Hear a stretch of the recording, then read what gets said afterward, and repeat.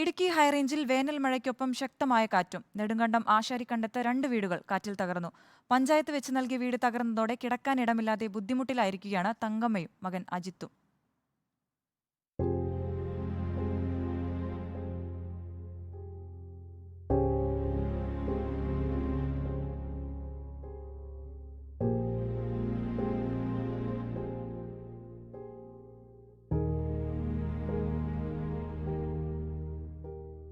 കഴിഞ്ഞ 2 ദിവസമായി ഉച്ചയ്ക്ക് ശേഷം തുലാമഴയ്ക്ക് സമാനമായ രീതിയിലാണ് മലയോര മേഖലയിൽ മഴ പെയ്തിറങ്ങുന്നത്.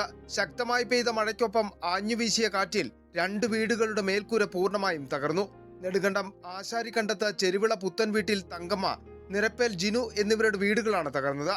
ജിനുവിന്റെ വീട്ടിൽ ആളുണ്ടായിരുന്നില്ല. അതിനാൽ വൻ അപകടം ഒഴിവായി. അതേസമയം തങ്കമ്മ വീടിനുള്ളിൽ നിൽക്കുമ്പോഴാണ് മേൽക്കൂര കാറ്റെടുക്കുന്നത്. വലിയ ശബ്ദം കേട്ട് ഇവർ പുറത്തേക്കോടി. വീട്ടുപകരണങ്ങളും നിരവധി നശിച്ചു.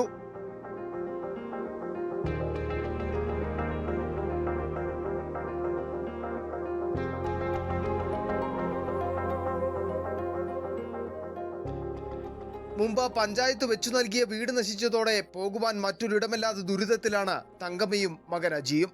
കാറ്റും ഒരു മഴയും കൂടെ ഞാനധികം വെച്ചത്തിയാടി.